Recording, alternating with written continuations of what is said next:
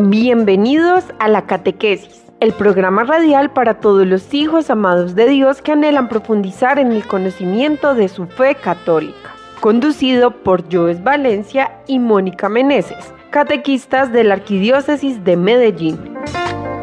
Prepárense para explorar las enseñanzas sagradas, descubrir la riqueza de la tradición en nuestra religión católica y fortalecer su relación con nuestro Creador. Bienvenidos.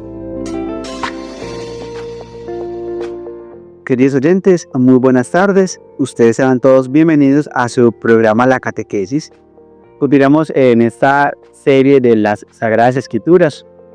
Ya estamos en los libros proféticos y hoy pues tenemos en la mesa de debate, de discusión a un profeta bastante carnudito, que yo creo que con el invitado aquí nos va a tocar hacer otro programa, porque es que es bastante extenso. Mira que es el profeta que más tiene como contenido a nivel bíblico. Pero antes de anunciar al libro que vamos a compartir, pues saludemos al invitado de una vez. Dani, buenas tardes, ¿cómo vamos? Hola Joel, buenas tardes, ¿cómo estás? Un saludo muy especial a toda la audiencia que nos escucha en este día, en particular en este sábado de emisión, y un saludo de cariño y corazón aquí para servirlo. Hombre, qué rico, Dani, que seamos por acá. Ya a Dani le hemos escuchado en otros programas. Estuvo también, conocimos la serie de los mandamientos, o sea que no es ajeno aquí al programa. Dani, no, pues entonces arranquemos como se debe, arranquemos con la oración para que nos pueda rever. Claro que sí.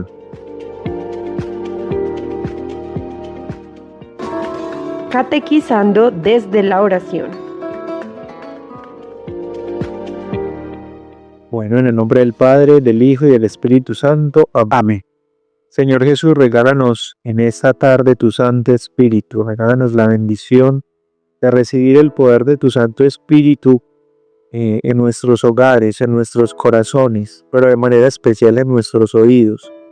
Que abras los oídos del alma, del corazón, de nuestra mente, para comprender con prudencia, para comprender con amor, para poder entender tu voluntad, para poder amar la palabra que el Padre Dios nos ha regalado desde el Antiguo Testamento, para poder entender las profecías, para poder escuchar con un corazón sensato, con un corazón abierto a la voluntad del Padre Dios, todo aquello que nos trae su mensaje y su palabra. Que aquellos profetas que se nos presenten en nuestras vidas para ayudarnos a comprender la voluntad del Padre Dios sean plenamente identificados por nosotros. Que seamos conscientes de que necesitamos a alguien que nos dé no solo una voz de aliento, sino también a alguien que nos llame la atención, que nos anime a ser diferentes, que nos anime a entender la voluntad del Padre. A veces nosotros como católicos creyentes necesitamos ir en contracorriente y eso solamente lo podemos hacer por la fuerza del Santo Espíritu de Dios.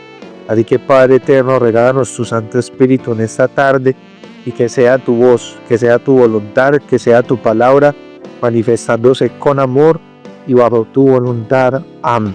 Amén.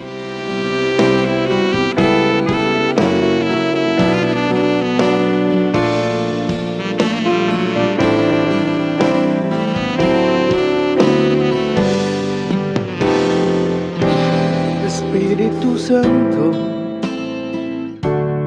te necesito. Manda tu fuego a este lugar. Espíritu Santo, solo anhelo mirar tu gloria y majestad. Espíritu Santo, te necesito. Manda tu fuego a este lugar. Espíritu Santo, solo anhelo mirar tu gloria y majestad. Tú eres mi fuerza, tú eres mi ayuda. Espíritu Santo, ven a este lugar. Tú eres mi fuerza, tú eres mi ayuda. Espíritu Santo, ven a este lugar.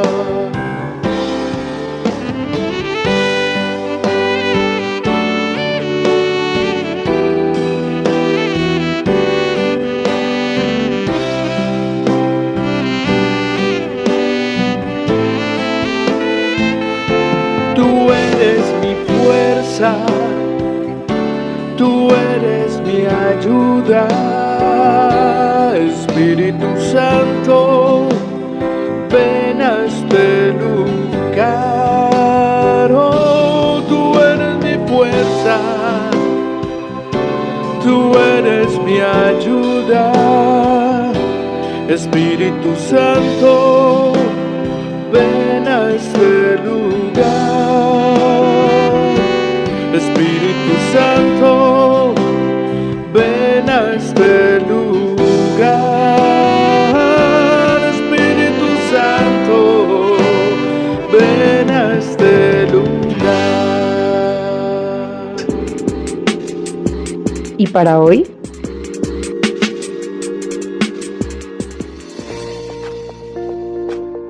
Bueno, Dari, entonces entrando en materia, hoy trabajaremos e iniciaremos esta etapa de la Biblia con los libros proféticos con el profeta Isaías. ¿Qué decir de este profeta? Solo tiene ese nombre, hace parte de los profetas mayores, como ya hemos conversado en algunos momentos con los queridos oyentes, pero ¿qué decir de él? Solo tiene ese nombre, ¿a qué categoría pertenece? Aunque bueno, ya sería como redundante decirlo, ¿cierto? Y más o menos en qué época o tiempo fue creado este libro. Bueno, Isaías es un profeta maravilloso, solamente tiene ese nombre. Tenemos a nuestra disposición uno de los libros más amplios del Antiguo Testamento después de los Salmos, un libro que contiene 66 capítulos que cuentan la historia no solo del profeta Isaías, sino que en nombre del profeta Isaías escriben una escuela completa. Entonces no estamos hablando de Isaías propiamente, solamente, valga la redundancia, sino que estamos hablando de su escuela de trabajo, de su escuela de evangelización, de la escuela con la que él trabajó. Entonces, el profeta Isaías puntualmente vivió en la época del siglo VIII antes de Cristo. Estamos hablando pues como de más o menos el año 680 y lleva casi hasta el 500, más o menos. Entonces, esa es la época en la que él vive durante el reinado nace y crece por ahí por el reinado del rey Osías, es donde él recibe su llamado. Vivió con alrededor de unos 5 reyes de Judá. El contexto específico geográficamente donde él vivió y donde él profetizó es Judá. Estamos hablando de la capital Jerusalén, es decir, el centro religioso y capital de la tierra prometida. Pero recordemos pues que para esa época había muchas divisiones de la tierra prometida. Entonces estaba Israel, estaba Siria y otros pueblos pues que hacían parte del pueblo de Dios, pero que estaban en otras comarcas. Es importante, antes de abordar el libro, tener claro que es un profeta. El profeta es aquel que anuncia la verdad del Señor, que denuncia las fallas y las faltas a la ley del Padre, a la ley de Dios, puntualmente hablando de la época de Isaías en el Antiguo Testamento. eran muy famosos los profetas, era una profesión de la época. ¿Para qué vamos a decir que no? Esa era una profesión. Había personas que se mantenían alrededor del templo que los llamaban oráculos, que los llamaban visionarios, que los llamaban adivinos. Y había una profesión como tal de profeta, que era aquel que estaba en el templo. Ellos encargados de comunicar la palabra de Dios a las personas que se le acercara. Pero ahí había un gran problema, porque muchos de aquellos profetas, solo por recibir la ofrenda, profetizaban lo que la gente quería escuchar. Eso es lo que ellos querían escuchar. Entonces, solamente por hacer su trabajo y obtener la remuneración que querían, decían lo que la persona quería escuchar, supuestamente en palabra de Dios. No es ajeno a la realidad. Nosotros sí, iba a decir, cualquier parecido con la realidad no es pura coincidencia total. Entonces hay muchos que queremos hacer un Dios a nuestra manera, y en aquella época también existía eso no es de ahora. Entonces por eso podemos ver, por ejemplo, en el profeta Isaías, en el profeta Amós y en algunos otros profetas, que cuando les increpan a preguntarle, ¿tú eres un profeta?, se niegan en la profesión de profeta, porque no son esos que dicen lo que la gente quiere escuchar, sino que son los que realmente anuncian la palabra de Dios. Eso es muy importante. Los profetas juegan ese papel de aconsejar y de guiar al pueblo, de anunciar la palabra de Dios, de advertir: no caminen por aquí, no tomen este camino, tomen el camino de la ley de Dios, no nos alejemos de nuestro pasado cercano con el Padre Dios, que es el que nos protege, que es el que nos cuida, que es el que nos lleva a libertar nuestras guerras, pero también anunciar a que acercarse al Dios Padre amoroso es muy importante. Eso es básicamente el tema del profeta. En el caso de Isaías, nosotros vemos que en el capítulo 1 se habla de visionar. Desde el primer versículo va a decir: visión que tuvo Isaías, hijo de Amós. Ahí abro un paréntesis, no es el Amós el profeta, es el papá de Isaías, se llamaba Amós, pero era otro Amós. ¿Por qué decimos esto? Porque bíblicamente no hay una prueba que los correlacione.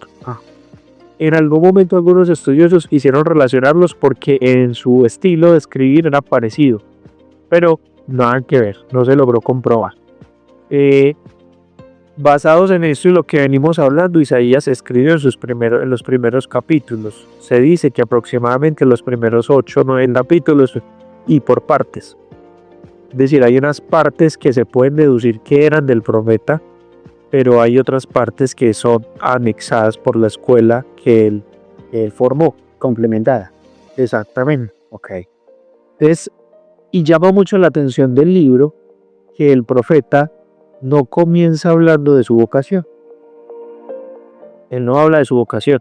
El primer versículo es: visión que tuvo Isaías, hijo de Amós, tocarte a Judá y Jerusalén en tiempo de Josías, Jotán, Ahaz y Ezequías, reyes de Judá. Esos fueron los tiempos en los que él vivió, y por eso se determina más o menos que es el siglo VIII antes de Cristo. Y empieza muy fuertemente a criticar el pueblo de Dios. Entonces dice que: y os crié y saqué adelante, pero se rebelaron contra mí. En su visión, es lo que él escucha: conoce el buey a su dueño y el asno al pesebre de su amo, pero Israel no conoce, mi pueblo no hicieron. Y a partir de ahí empieza a atacar la forma en la que el pueblo daba el culto, la forma en la que los reyes administraban mal el reino, y administrarlo puntualmente en el tema religioso, no solamente en el legal ni en el financiero, en el religioso. Es decir, el pueblo se alejaba de la ley de Dios no solo porque el pueblo era desobediente y era desagradecido, sino porque los reyes también lo incitaban. Entonces es algo bastante importante en ese punto. Solamente hasta el capítulo 6 él habla de su vocación, pero el anuncio de él siempre es fuerte y tajana. Hay que agregar algo aquí: Isaías no era un aparecido, ni era un togol. Por lo que se entiende, los reyes le consultaban a Isaías. Entonces él hacía parte de una corte real que aconsejaba mucho a los reyes. Por ende, su texto es denso de leer porque usa palabras muy cool. Sí. Y su escuela lo siguió usando. Entonces usa modismos, usa palabras que son muy de la parte oligárquica de Israel en ese momento. Hay 3 puntos fundamentales de Isaías. Isaías en sus libros, primero, va a descender la presencia de Dios en su pueblo. Entonces aquí hay que recordar, David quiso construir un templo en Israel, quiso construir el templo para Dios porque él no quería que el arca de la alianza viviera en una tienda que se movilizaba. Él quería ya un lugar fijo para Dios y se lo prometió a Dios. Pero por medio del profeta Natán, Dios lo ofrece. Él le dice, no es tu tiempo. Dejemos que tu descendencia se encargue de eso. Y le hace una promesa muy grande, y es que siempre en el trono de Israel iba a estar sentado un descendiente de David. Salomón llega al reinado también de la descendencia de David, y él es quien construye el templo. Sí. Pone el arca de la alianza en el templo, en el Sancta Sanctorum, y allí ya se tiene la presencia de Dios. Entonces Isaías toma esto para defender fielmente de que Dios no iba a abandonar a su pueblo y que Dios siempre iba a estar ahí.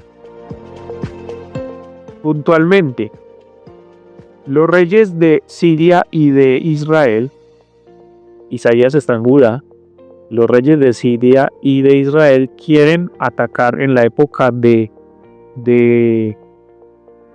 Isaías al reinado de Asiria. Porque Asiria era la potencia en esa región.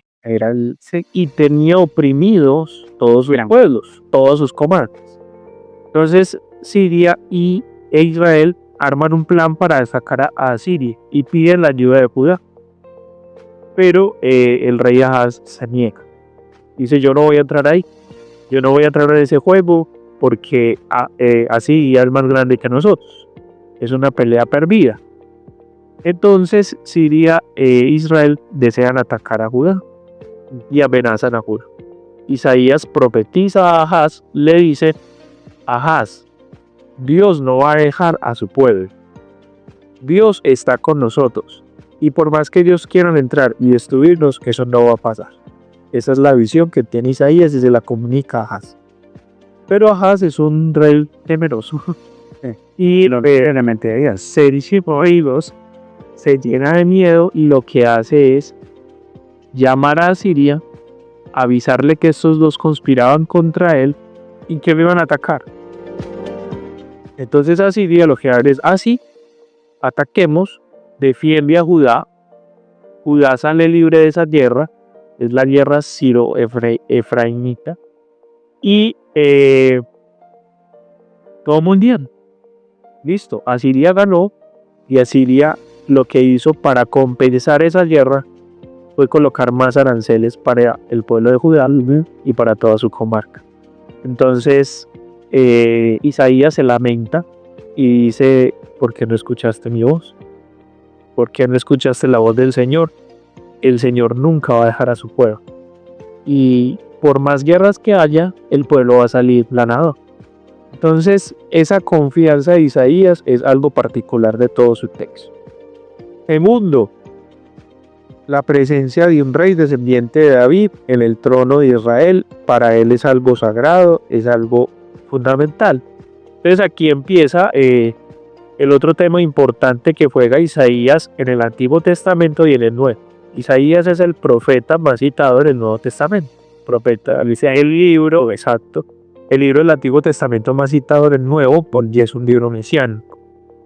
En él encontramos las palabras como: ve que hay una doncella encinta, hay una virgen encinta. El Emanuel. Claro que el Emanuel se refería más al rey que seguía al rey Ahaz, que se decía que iba a ser un rey más fiel a Dios. el rey Ezequías. Entonces por eso se habla del Emanuel para el contexto en el que vivía Isaías, pero también es un texto mesiánico. El Espíritu del Señor está sobre mí, también es del libro de Isaías. Entonces todos esos textos mesiánicos llevan también al Nuevo Testamento y están cargados de esa fe que también tenía Isaías, de que en el reinado o en el trono de Israel siempre iba a haber un descendiente de alguien. Pero todas estas dos condiciones o estos dos puntos que más defiende Isaías están arraigados o dependen de que el pueblo de Israel y sus reyes sigan la ley de Dios y sean temerosos de la ley de Dios. Entonces, nada de eso se iba a cumplir, o Dios no iba a respaldar al pueblo de Israel si ellos no se volvían a Dios. Entonces todo el tiempo Isaías ataca y aborda ese tema de volver a Dios, de que Dios deprecia el culto de sus hijos, que está cansado de los sacrificios y que quiere más bien una conversión de corazón, de que ve sus manos levantadas, manchadas de sangre, porque el oprimido no ha sido ayudado, sino que es dejado, abandonado por el resto del pueblo y por los gobernantes, pero que ese abandonado también es hijo de Dios y también merece su misericordia. Entonces, Dios Padre, por medio de Isaías, condena muy fuerte esto, y les marca un punto muy significativo de que los sacrificios a Dios, por más grande que fuera el pecado, no eran suficientes, sino había una conversión real de corazón. Isaías es muy fuerte pues como en ese mensaje. Y por último, que podríamos decir introductoriamente es así, es que Isaías se divide en tres partes. Primero se dividió en dos, del capítulo 1 al capítulo 3, del capítulo 1 al capítulo 39, y luego del 40 al 66 fue la primera división. Pero luego dijeron, no, aquí hay tres hechos apartes, ¿cierto? Tres hechos separados que se pueden ver en los textos. Entonces se separó, se conservó la primera parte del 1 al 39 y la segunda parte se divide del 40 al 55 y del 56 al 66. Correcto. Eso es como lo que más podríamos hablar generalmente del libro, que está cargado de muchas cosas. Cargadísimo. Isaías, como lo decíamos antes del principio, un profeta bastante impopular para su época, por así decirlo, y que, a diferencia de lo que pasa con algunos en la actualidad, no se vanaglorió en su posición, sino que antes más bien la supo manejar, la diferenció, y digamos que también hasta la aprovechó en el buen sentido de la palabra, pues para hacer lo que tenía que hacer, ¿cierto? Nos pasa muchas veces catequistas o demás agentes pastorales que por conveniencia tratamos de tergiversar el mensaje, ¿cierto? O si estamos en X o Y parroquia, mejor este tema no va y este sí, para que de pronto no se sientan malucos las personitas.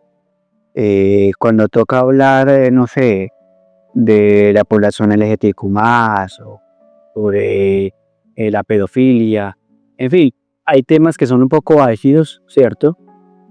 Que obviamente pero luego vamos a abordar, pero que sí son necesarios ponerlos en debate muchas veces, pero que no, es que como este es el que más colabora, hasta no le digamos nada. Pero como este me cae mal, pues vámonos con este, ataquémoslo. Entonces ahí es justamente esa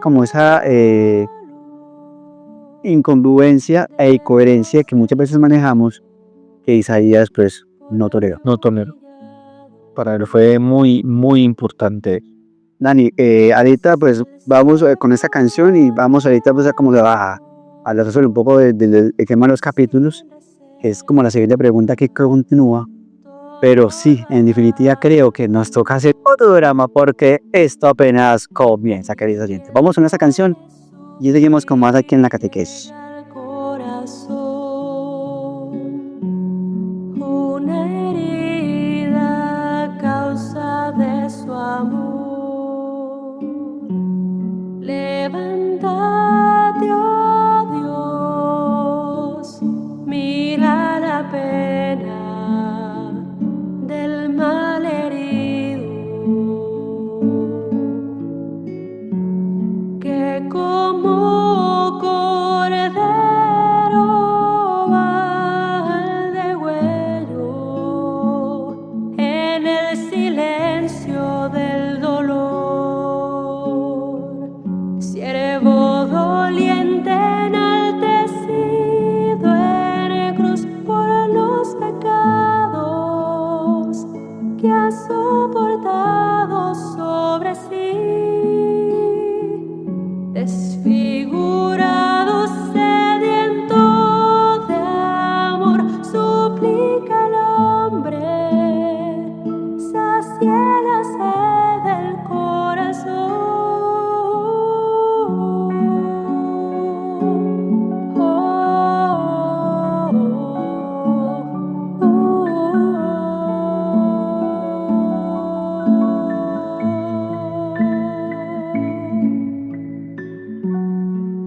apoyado en Dios, sigue el camino como un gusano.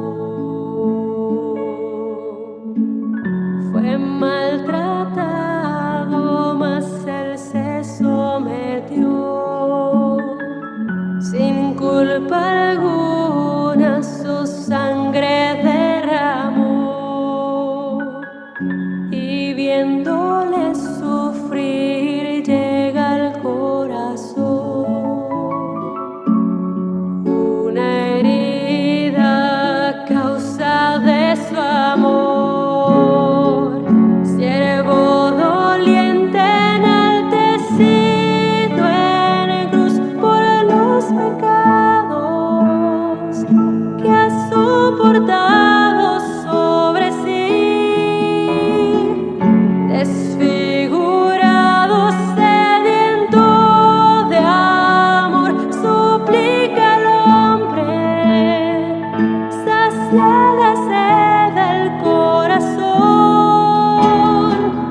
y encumbrado en aquel madero me das la vida por tus heridas, oh Jesús, y contemplarte así yo quiero, también muriendo para dar vida a tu amor en mí,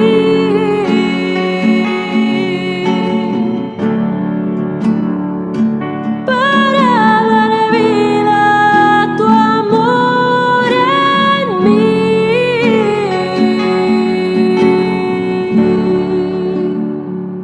También muriendo para dar vida a tu amor en mí.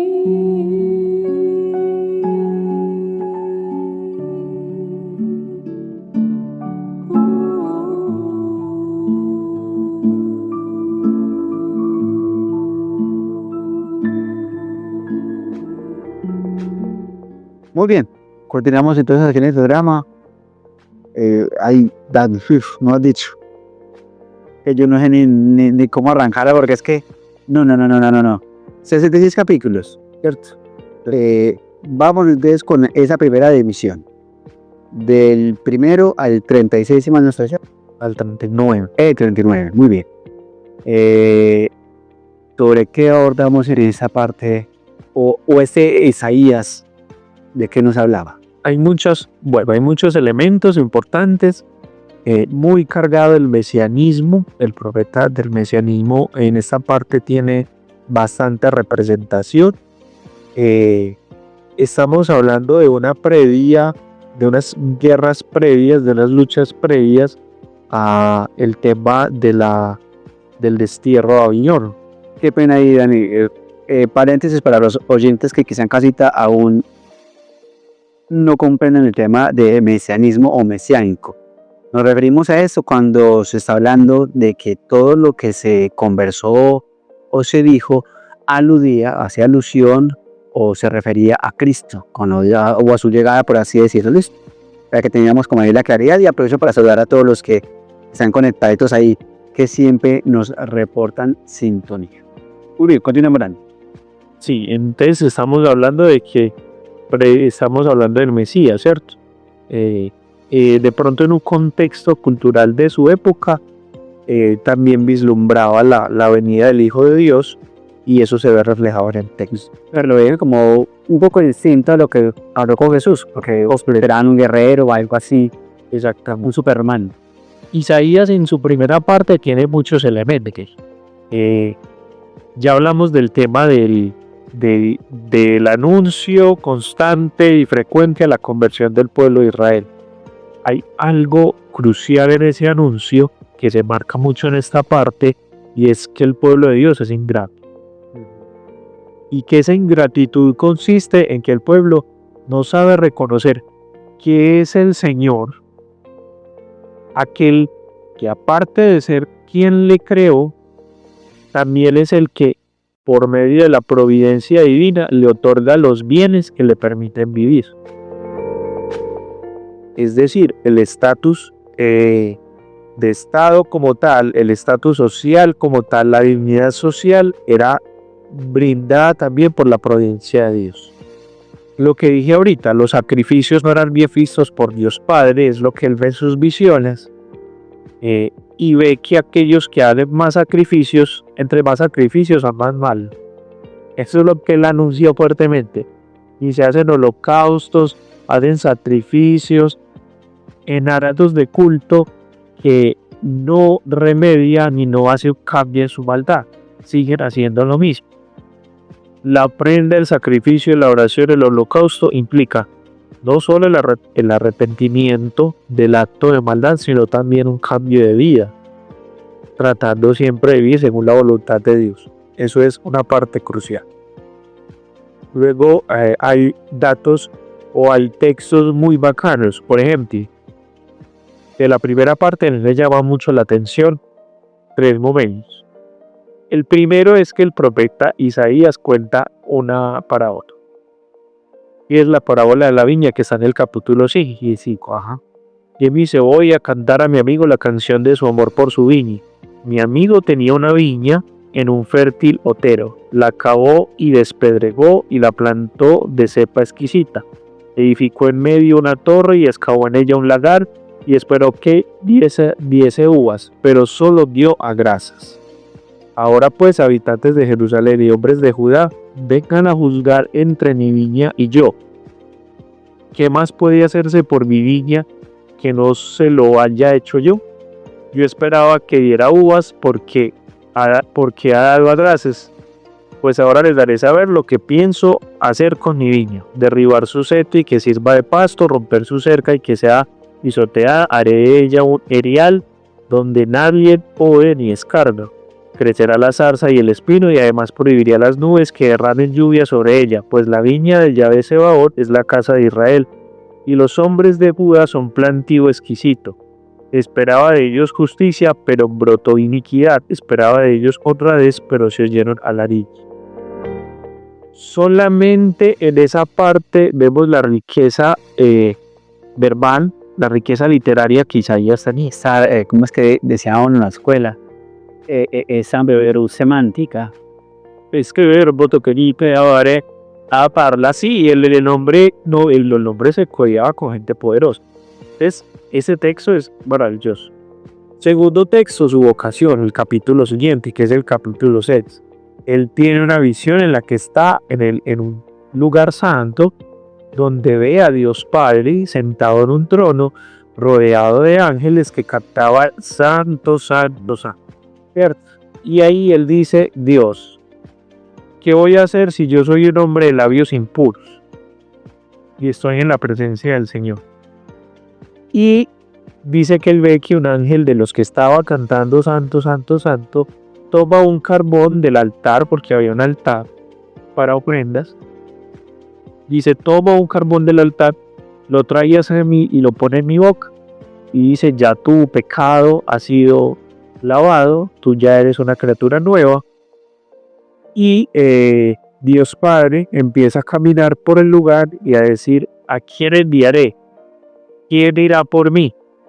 E Isaías se levanta y dice, Señor, aquí estoy, envíame.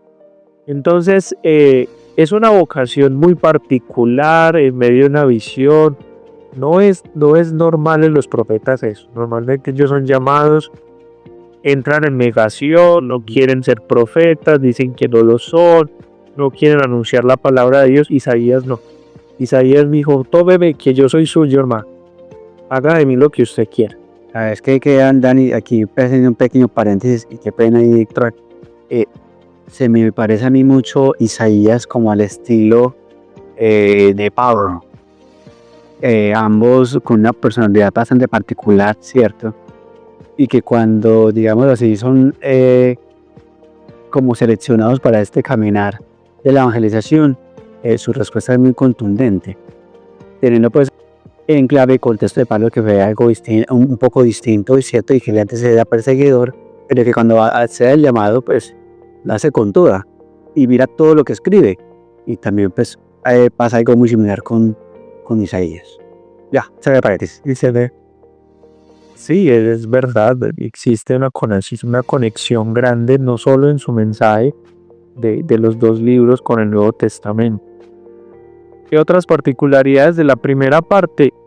Vamos a encontrar quejas de Isaías, algunos ayes.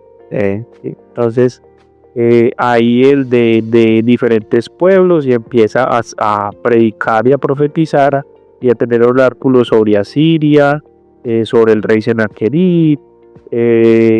Interviene en varias cosas, sobre todo con los reyes, con los particulares y la monarquía de la época, pero nunca deja de creer en que Israel, de que el pueblo de Israel, el pueblo elegido, el pueblo de Judá, el pueblo de Jerusalén iba a salir vencedor de toda aquella dificultad que enfrentaba. Tanto es que uno de los hijos, bueno, él le coloca nombres muy particulares a sus hijos. Con ellos hijos tú, tres. A su esposa también la llama profetisa. El nombre a su esposa también la profetiza. Acá en el texto, o sea, era una familia de profetas. A pesar de que primero niegan. Él llama, por ejemplo, a uno de sus hijos Sear Yasú.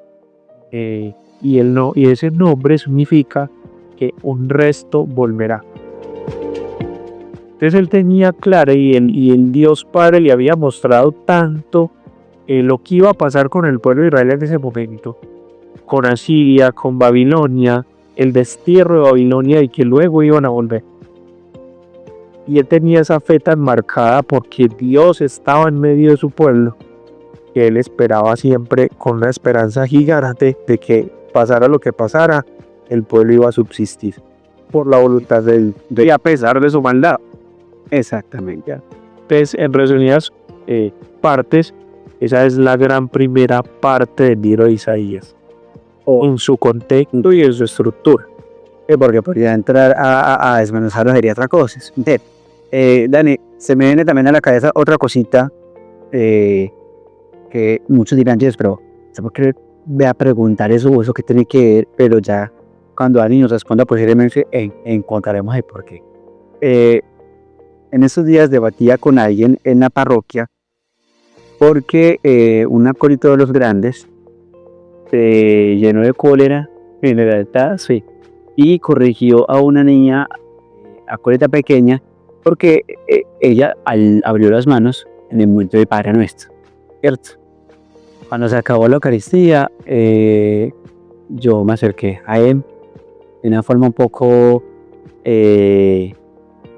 tipo Isaías o Pablo, o hasta de pronto Pedro, y le dije, venga, ¿quién se cree para tratar a la niña así?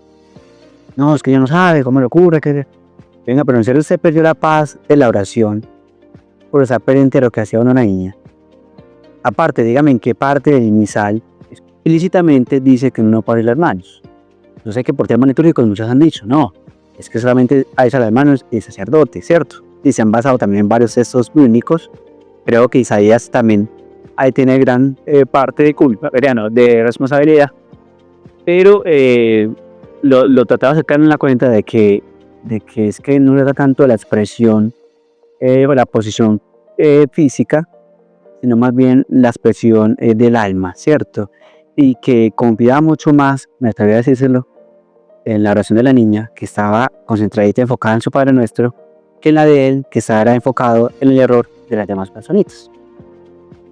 ¿Por qué por qué caigo en la fuente en esos momentos? Porque si mal no estoy en Isaías, hay un reproche también sobre eso, y creo que ahorita lo mencionabas un poco, con el tema de, venga, es que ustedes alaban mucho, ustedes alzan mucho las manos, pero realmente como que la cosa no va en sintonía para conmigo. Algo también de lo que decía Jesús, partida hipócritas, su corazón está muy lejos de mí, aunque su boca crea que estamos a poca distancia. Eso es algo muy interesante, Joyce.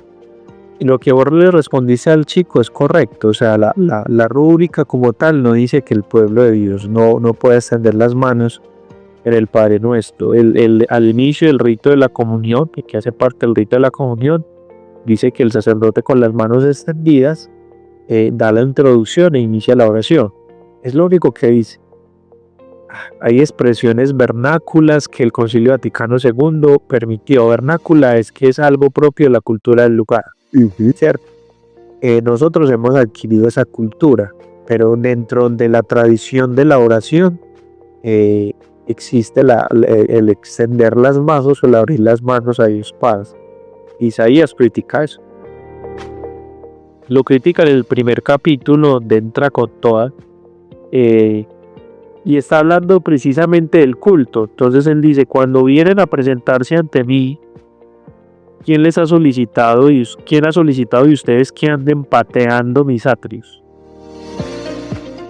Estoy en el capítulo 1, en el versículo 2 y siguientes. No traes dar más oblaciones manas. Su cremación, o sea, la quema de las ofrendas, me resulta detestado. ¿Cierto? Voy a saltar propiamente al versículo 15.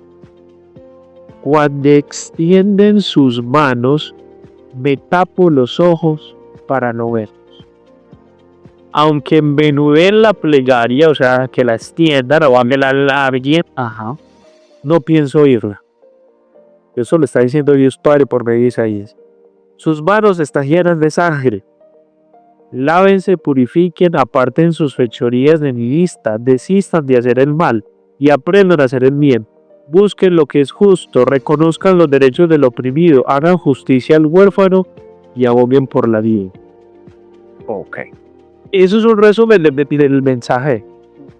Esta parte es la introducción, es el prólogo de un mensaje constante, de un llamado latente y permanente a la conversión del pueblo. Qué pena, Dani. Ahí, queridos oyentes, para que en casita vuelvan a desglosar el texto, Isaías capítulo 1, y podemos irnos del versículo 12 a ese 12. Bueno, voy a leerlo todo, ¿sí? Al 10, para que se edite el texto. El tema del culto sí es del 2. Hasta el 16.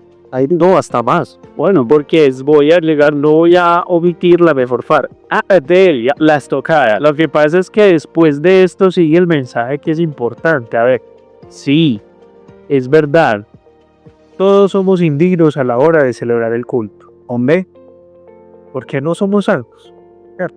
Desde el sacerdote hasta el sacristán, hasta el acólito, todo, y hasta los mismos santos se presentaron injustificablemente indignos en la presencia del Señor.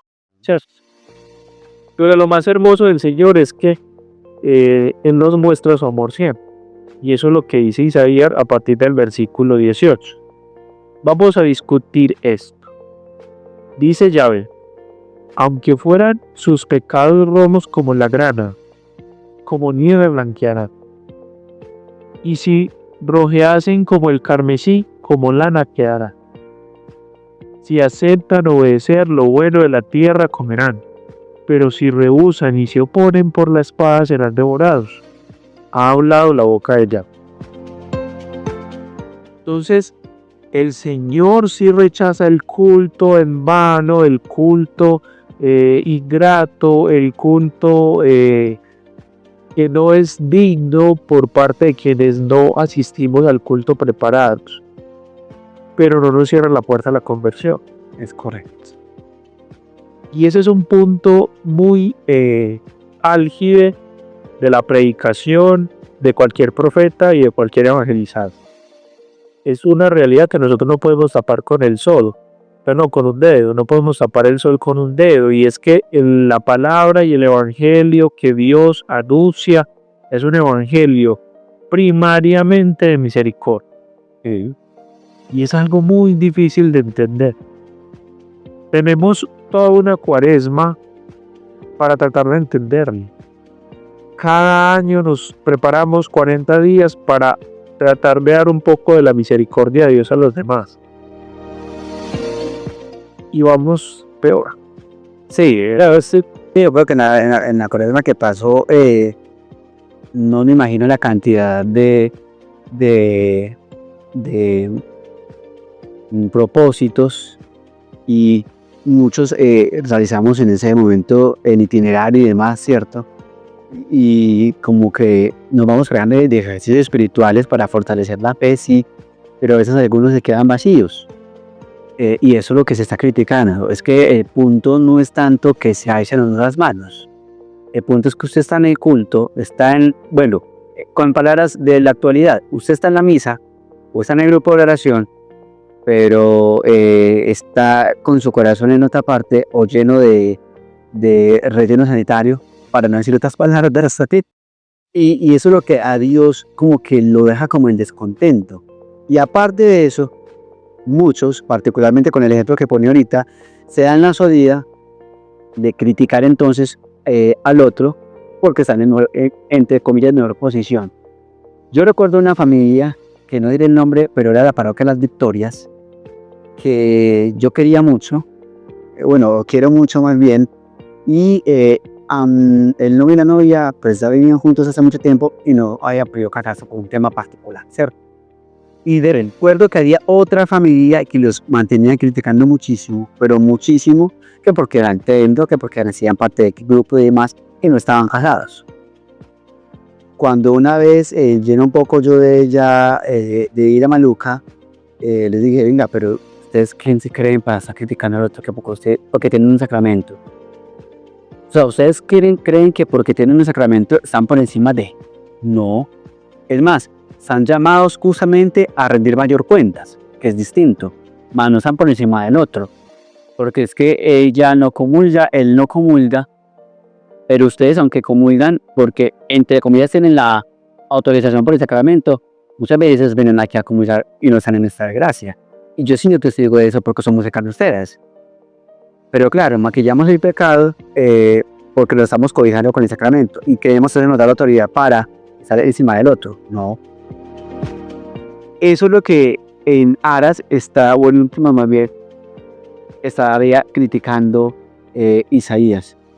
La forma en la que creemos a veces, o el que lleva, no sé, 5, 10 años en la parroquia, que hace se cree hasta más que el padre, o el seminarista que llegó por temporada y hizo parte de X grupo, pero cree que es que tiene que llegar únicamente a coordinar y no hacer parte de, porque es que nos vamos intentando como por encima del otro, y siento lo que eso es lo que nos va alejando realmente del mensaje claro que debemos ya. Dani, te dejo porque vea, ya se va sacando el tiempo. Igual toca seguirles en la segunda parte, pero yo me voy envenenando y maluco. No es importante eso, Joe. Ahorita lo hablamos. Isaías no era solamente un profeta, era una familia de profetas. Primero, ante nosotros ver la falta del hermano, yo creo que uno debe tener en cuenta como algunos elementos. Como Isaías, primero, saber de que la presencia de Dios está en todo lugar. Amén. Y está en ese hermano también. Sí, voy a ser muy directo y voy a ser muy realista. Sí, ese es el hermano que mató. Sí, ese es el hermano que robó. Sí, ese es el hermano que me dañó la vida. Sí, ese es el hermano que no me dejó crecer. Ese es el hermano que me robó la herencia. Que violó. Y que violó. Me puedo ir extensamente en un sinnúmero de pecados. pero ahí está Dios. ¿Cómo es? Bien será, y esa es la lógica de la palabra que para nosotros es muy difícil de entender. Segundo, guardar la esperanza permanente, firme y estable de que ese hermano se va a convertir. En algún momento va a entender y va a amar la palabra de Dios según la voluntad y como Él lo expresa. Y no a mí que impone a mi modo, al tiempo ya. Y tercero, yo creo que tenemos hoy en día y más que nunca ser más fuertes y más directos, no solo con la predicación, sino con el testimonio. Sí. Entonces, ¿por qué no reflejar más bien el amor de Dios? Esa pregunta nos la han dicho yo creo que todos los sacerdotes de nuestra era, y es cuando yo voy a criticar a mi hermano, cuando yo lo voy a señalar, preguntarme qué diría Dios, qué diría Jesús, qué haría. Entonces eso es algo fundamental y es algo muy importante, que nos deja el libro completo y más el Isaías de esos primeros capítulos que es el Isaías original, para saber vivir y anunciar la palabra de Dios. Ahora, usted se va a leer Isaías y quiere vivir según la palabra de Dios, pida mucho Espíritu Santo. El Espíritu Santo tiene que ser crucial en la lectura, en la preparación, en la vivencia de la palabra de Dios 100%. Todo entiendo. El culto, hermanos, hay que prepararlo. La Eucaristía hay que prepararla. Y no estoy hablando de poner los manteles, de limpiar los vasos sagrados, no. Estoy hablando de preparar el corazón, de preparar el alma, de preparar la mente, de leer la palabra de Dios que vamos a recibir como pan vivo también, que es la palabra en la Eucaristía. Prepararla también. ¿Qué me dice el texto? ¿Qué es lo que me anuncia? Yo voy a hacer una crítica responsable. ¿Y qué hago responsable? Ok, esta parte por favor suprimirla. No, pero es algo chévere. Vea, muy chévere los padres que predican y que colocan su predicación dominical. Me parece muy bacano. Hay padre, el padre Astolfo en Bogotá es un predicador brutal. El padre Freddy en Santa María de los Dolores es un predicador brutal. El padre Carlos Yer, el que quiera, mi padre John Mario, el que ustedes quieran. Son predicadores excelentes. Pero predican el día del Evangelio. Y eso a mí me enoja. ¿Por qué no botan la predicación un jueves, un viernes, del miércoles, del próximo, como por no prepararse? ¿Cierto? Aunque sabemos que la Eucaristía se extiende toda la semana. Pero para no preparar la Eucaristía, sería muy chévere tener ya preparado o entender un poquito de lo que va a ir a escuchar. Sí. Y eso es necesario. Uno prepara el corazón, ahí se cae en la cuenta que tiene que confesar y llega sanito a la Eucaristía. Sí. Eso es algo maravilloso. Y eso es algo de lo cual todos deberíamos gozar y tener la experiencia vivida. Ay, hombre, Dani, el tiempo nos acabó, pero bueno, entonces veamos en el próximo programa para que podamos tratar de terminar con Don Isaías, porque es bastante complejo, pero también completo lo que hay que compartir. Queridos oyentes, a ustedes en casita, gracias, o donde se encuentren, gracias por permitirnos llegar con este programa que siga siendo de información y de provecho para cada uno de nosotros. Nos escuchamos en el siguiente. Estamos bajo la dirección del Padre Javier Riveros, dirección pastoral del Padre Leonardo de Boleda y quien produce Juanjo Valencia. Dulce Madre, no te alejes, tu vista de nosotros no apartes, ve con nosotros a todas partes y solos nunca nos dejes. Y ya que nos amas tanto como verdadera Madre, haz que nos bendigan el Padre, el Hijo y el Espíritu Santo. Amén.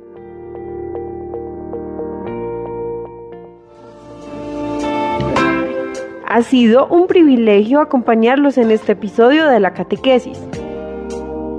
Esperamos que hayan disfrutado de este espacio dedicado a profundizar en nuestra fe católica. Hasta pronto.